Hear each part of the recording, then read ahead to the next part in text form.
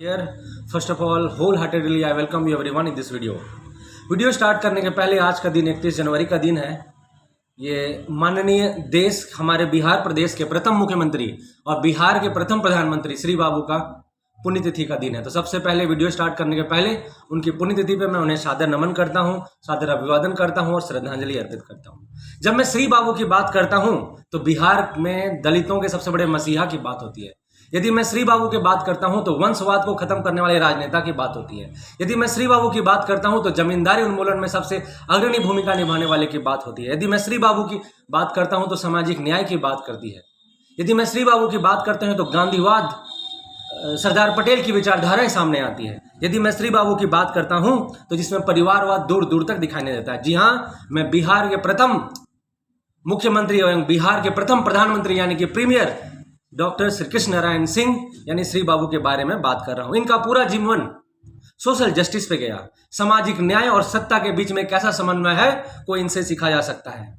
और सबसे बड़ी बात है, ये खुद एक जमींदार किसान के बेटक थे, यानी खुद ये भूमिहार जाति से बिलोंग करते थे। बावजूद इसके इन्होंने जमींदारी, जो कि बिहार में लैंड होल्डिंग का सबसे बड़ा मेजर पार्ट भूमिहारों के पास था, बावजूद इसके इन्होंने अपनी कोई जातीय वोट बैंक की परवाह न करते हुए जाति व्यवस्था को उन्मूलन करने में सबसे बड़ी अग्रणी भूमिका निभाई। ये चाहते तो ये भी एमवाई समीकरण बना सकते थे, ये चाहते तो ये भी दही चूड़ा समीकरण बनवा सकते थे, ये चाहते यहाँ पे कई तरह की समीकरण बना सकते थे, लेकिन इन्होंने किसी समीकरण नहीं चिंता की। इन्होंने चिंता की तो केवल देश की, इन्होंने चिंता की तो केवल समाज के सभी वर्गों की। इन्होंने दलितों के सबसे बड़े मसीहा के रूप में इसलिए मैं बोला जा रहा हूं क्योंकि इन्होंने दलितों को उचित न्याय दिलवा लिया, उन्हें पढ़ने के लिए एजुकेशन की व्यवस्था की।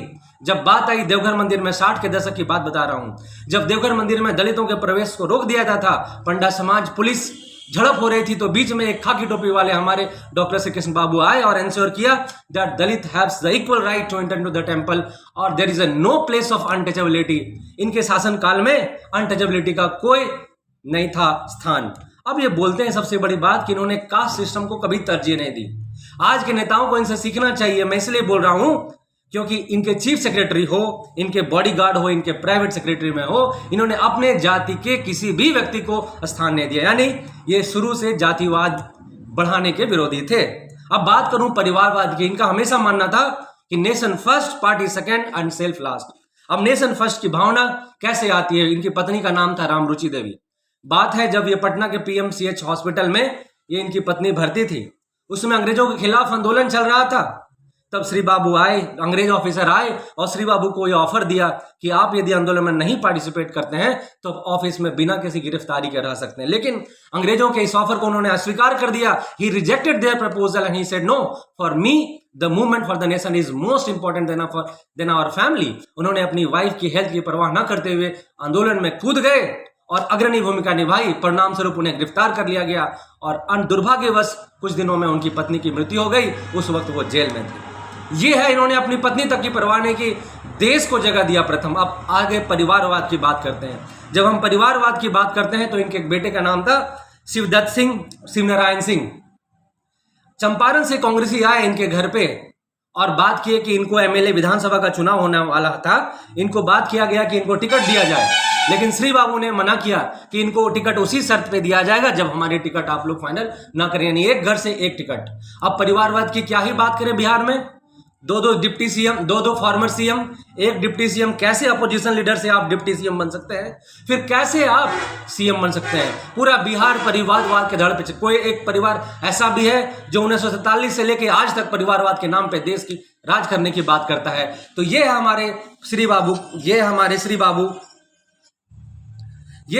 बाबू की बात।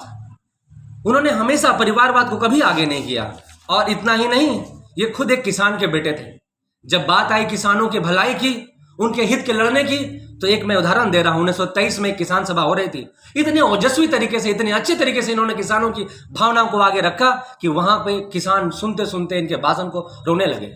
वहां के जो किसान संघ के अध्यक्ष है सिद्धेश्वर चौधरी, उन्होंने बिहार केसरी का टाइटल डॉक्टर श्री कृष्ण बाबू को दिया। चाहे वो किसान हो, चाहे वो समाज के वंचित लोग हो या फिर ट्राइबल्स हो, जनजाति वर्गों के लिए इन्होंने एक रांची में ट्राइबल रिसर्च इंस्टीट्यूट बनवाया। सहजानंद सरस्वती को हेल्प किया, सेक्रेटरी बने ऑल इंडिया किसान सभा के। किसानों की आवाज को बुलंद करने के लिए एक ऑल इंडिया किसान सभा गठन की गई। एजुकेशन की बात करूं इनकी, तो इनका जो बचपन की शिक्षा हुई ये गांव के स्कूल से हुई, लेकिन हाई स्कूल की शिक्षा मुंगेर से हुई।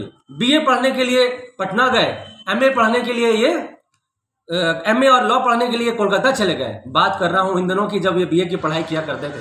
1912 की बात है, जॉर्ज पंचम पटना आए थे।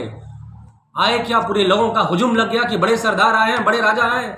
बट इन्होंने अपने रूम को, अपने खिड़की को, अपने दरवाजे को, सभी को बंद कर लिया। ये इंश्योर किया कि उनकी छाया तक इनके घर पे नहीं पड़े। सभी लोग हुजूम लगाए हुए थे उनसे मिलने के लिए, लेकिन इन्होंने इंश्योर किया और ये संदेश दिया कि अंग्रेज हुकूमत की छाया उन तक न पड़े। ऐसे राष्ट्रवादी थे हमारे श्री कृष्ण बाबू। बचपन से ही बाल गंगाधर तिलक और अरविंद घोष की शिक्षाओं पे बहुत ही यकीन रखते थे, उनको फॉलो करते थे। कहते हैं होनहार वीरवान के होत न चिकने पार, यानी इनकी जो भावनाएं थी ये बचपन से ही प्रखर थी और देश को दिशा एवं दशा देने तय करने वाली थी। इनकी बात करूं तो निजी संपत्ति की यह बात करते हैं कि इन्होंने इसी दिन, आज 31 जनवरी का दिन है, 31 जनवरी 1961 के दिन इनका स्वर्गवास हो गया था। स्वर्गवास के पश्चात जब इनकी तिजोरी को खोला गया तो मात्र 4 लिफाफे मिले। आपको पता है इन 4 लिफाफे में कितने रुपए थे? 24,500 रुपया। इस 24,500 रुपया में 20,000 रुपया जो था ये बिहार प्रदेश कांग्रेस कमेटी के नाम से इन्होंने दे रखा था। 3,000 अपने मुनीम जी की बेटी की शादी के लिए रखा था, 1,000 सिर्फ अपनी बेटी की शादी के लिए रखा था और 500 अपने नौकर के लिए। यानी अपनी बेटी के लिए, सबसे लंबे समय तक मुख्यमंत्री रहने वाले बिहार के, अपनी बेटी के लिए मात्र 1,000 रुपया छोड़ गए थे और पार्टी के लिए 20,000। ये था उनका पार्टी के प्रति प्रेम। इसलिए मैं बोलता हूं कि श्री बाबू से सीखने की बात है। उन्होंने देश को अपना प्रथम रखा, फिर पार्टी और अपने आप को सबसे अंतिम रखा। चाहे स्वाधीनता आंदोलन की बात हो, चाहे मैं 1919 के नॉन कॉपरेशन मूवमेंट की बात हो, असहयोग आंदोलन की बात हो, 1929 में ये बिहार कांग्रेस कमेटी के महासचिव बने। सिविल डिसोबिएशन मूवमेंट में इन्होंने पार्टिसिपेट किया, 6 महीना जेल गए। अब जब नमक सत्याग्रह पूरे देश में चल रहा था, दांडी मार्च चल रहा था, तो इन्होंने गढ़पुरा बेगूसराय में कराहा से नमक बनाया और नमक कानून को तोड़ा। 21 सत्याग्रहियों के साथ अंग्रेजों के खिलाफ जो काले कानून थे, बढ़ चढ़ के हिस्सा लिया उनका विरोध करने में। लाठी बरसाई गई, बट ये ना कहीं रुकने वाले नहीं थे हमारे श्री बाबू। लाठियां बरसाई गई, बट ये कराहा से नमक बनाते रहे और बताए कि ये मुझे स्वराज चाहिए, मुझे अपना अधिकार चाहिए, हमारे देश को अंग्रेजों की बेड़ियों से मुक्त करना है।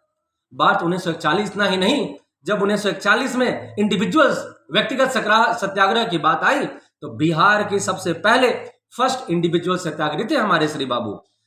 1942 में क्विट इंडिया मूवमेंट की बात करें तो ऑपरेशन 0 आवर के तहत इन्हें भी गिरफ्तार कर लिया गया। और जब सरदार पटेल आजादी के पश्चात आईएएस और आईपीएस की बात सोच रहे थे, इंडियन एडमिनिस्ट्रेशन सर्विस की बात कर रहे थे पूरे देश को चलाने के लिए, तो कई राज्य के मुख्यमंत्री आपस में आए, बोले कि शायद इससे संघ हावी हो सकता है और राज्यों के मुख्यमंत्री को इनसे आपत्ति हुए। बट श्री बाबू ऐसे व्यक्ति थे जो उस समय बताया कि आईएएस और आईपीएस जो है संघीय ढांचा को कहीं नुकसान नहीं पहुंचा रहे हैं। इन्होंने सरदार पटेल का बढ़ चढ़ के साथ दिया और देश में आईएएस और आईपीएस की सर्विस लागू करवाई। इतना ही नहीं, आजादी के पश्चात जब ये बिहार के प्रथम मुख्यमंत्री बने तो इंडस्ट्रियल रिवॉल्यूशन, औद्योगिक विकास, इनका हमेशा मानना था कि उद्योग धंधे आएंगे बिहार में, पढ़ाई होगी, साइंस की पढ़ाई होगी, संस्कृत की पढ़ाई होगी, तभी सोसाइटी बढ़ेगा। इसलिए उन्होंने उस समय बोकारो में Steel Authority of India Limited SAIL का प्लांट लगवाया। पूरे देश का प्रथम खाद कारखाना इन्होंने सिंदरी में लगवाया। धनबाद में इंडस्ट्रियल एरिया का डेवलपमेंट करवाया। मैथौन में हाइडल पावर प्लांट बनाया। Patratu thermal power plant, Barauni thermal power plant, Barauni refinery, ऐसे कई सारे प्रोजेक्ट थे जो श्री बाबू ने औद्योगिक विकास को राह दी, दिशा दी कि इतना ही नहीं, सभी बिहार वासियों का सीना गर्व से प्रफुल्लित हो जाएगा यदि इस बात को वो जानेगा कि प्रथम पंचवर्षीय योजना में बिहार को रैंक 1 मिला था। आज यदि बात करें तो चाहे वो पढ़ाई की बात हो, चाहे वो नेशनल क्राइम ब्यूरो रिपोर्ट की बात हो, चाहे वो नीति आयोग के किसी भी डेवलपमेंट इंडेक्स की बात हो, चाहे वो टेक्नोलॉजी इंडेक्स की बात हो या इनोवेशन इंडेक्स की बात हो, सभी जगहों पर बिहार हमारा पिछड़ी साबित हो रहा है। बट आज से 80 दशक, लगभग 70 दशक पहले 1951 के समय में, 1951 से 55 के समय में जब ये प्रथम पंचवर्षीय योजना के बारे में आकलन किया गया तो पता चला कि बिहार औद्योगिक विकास में देश का प्रथम एवं अग्रणी राज्य था। इतना ही नहीं, उन्होंने जो उस समय के स्वतंत्रता सेनानी थे उनको भी सम्मान देने का काम किया। बाबू वीर कुंवर सिंह का स्मारक बनाया गया। पटना सचिवालय गोली हत्याकांड में जो 7 शहीद हुए उनके लिए उन्होंने स्मारक की नींव डाली। इतना ही नहीं, मैं एक ही वर्ड में बोलना चाहूंगा, he is a man in institution himself. एक मास हीरो थे, एक ह्यूमंगस फैन फॉलोइंग थी उनकी, एक पैट्रियोटिक लीडर थे और आधुनिक बिहार के निर्माता थे हमारे श्री बाबू। He have lived up to the expectation in every single sphere of his life। उनको मैं कोटि कोटि नमन करता हूं। और आज के और एक इनसे शिक्षा लिया जा सकता है आज के नेताओं को या आज के आमजन को कि अपने विरोधियों से कैसे आप टैकल करें। The way he tackle his opponent, it was extremely exceptional, unparalleled and unprecedented. मैं ऐसा क्यों बोल रहा हूं? मैं बात कर रहा हूं मार्च 1957 की, जब बिहार में विधानसभा का इलेक्शन हुआ था। 318 टोटल सीटें थी, जिसमें से 220 कांग्रेस को मिला। एक मत नहीं हो पा रहा था कि विधायक दल का नेता किसे चुना जाए। 2 खंड हो चुके थे, कोई श्री कृष्ण बाबू की हिमायत करता था तो कोई अनुग्रह नारायण सिंह की बात करता था। सदाकत आश्रम में बैठक हुई कांग्रेस विधायक दल की, सहसम्मति से श्री कृष्ण बाबू को चुना गया। बस क्या हुआ, ढोल नगाड़े फूल माले पहनाए गए और जश्न का माहौल था। बीच में एक शांत उनके बंगले में धीमे धीमे एक गाड़ी प्रवेश हुई। उसमें से अनुग्रह बाबू निकले और गले लगा के खूब रोने लगे और कहे कि श्री कृष्ण बाबू, हमसे गलती हो गई, उकसावे में हम आ गए और आपका विरोध कर बैठे। बट उन्होंने उन्हें गले से गले लगाया और कहा कि ये देखिए, ये मतभेद होना चाहिए, मनभेद नहीं होना चाहिए। कॉन्सेप्ट उसी दिन उन्होंने चरितार्थ किया था। इतना ही नहीं, एक अखबार था उस समय सर्चलाइट, जिसके एडिटर थे MSM शर्मा जी। ये हमेशा पहले पेज में उनको लेके आलोचनात्मक टिप्पणी करते रहते थे, क्रिटिकल एनालिसिस, क्रिटिकल कमेंट्री करते रहते थे हमेशा। कांग्रेस के लीडर आए, कहते थे आप इसमें एक्शन क्यों नहीं लेते हैं? तो उन्होंने कहा ये डेमोक्रेसी है, सबको राइट है अपने बात रखने की, मैंने भी एक्शन ले ली है। तो उनके अनुयायियों ने पूछा कि महोदय, मुख्यमंत्री साहब, आपने कैसा एक्शन लिया? तो उन्हें बताया कि जी हाँ, मैंने वो न्यूज़पेपर पढ़ना बंद कर दिया। यानी वो आलोचकों को भी अपना स्पेस देते थे, अपने प्रशंसकों को, जन जन के, जनमानस के नागरिकों को, हमेशा सबको बराबर स्पेस देते थे। उनकी भावनाओं को, उनकी आवाज़ को रोकने का काम नहीं करते थे। इतना ही नहीं, हमेशा से उन्होंने स्वराज की बात में हिमायत की। और आज के दिन मैं मांग करता हूं कि इतने बड़े, जो मैं बोल सकता हूं कि बिहार में आधुनिक बिहार के निर्माता, बिहार के महामानव, बिहार में दलितों के सबसे बड़े मसीहा, यदि उन्हें बिहार का बी आर अम्बेडकर कहा जाए तो इसमें से कोई कमी नहीं होगी। मैं मांग करता हूं सरकार से, इतने बड़े महामानव को देश के सबसे उच्च सम्मान जो है, सिविलियन अवार्ड है, भारत रत्न से सम्मानित किया जाए। यही मेरी मांग है और यही मैं सारे, यदि हमारे माननीय राष्ट्रपति, महामहिम प्रधानमंत्री सुन रहे हैं तो मेरी ये विनम्र आग्रह है, उनको भारत रत्न दिया जाए। जय हिंद, जय भारत, जय बिहार। और श्री बाबू को फिर से उनकी पुण्यतिथि पर सादर नमन।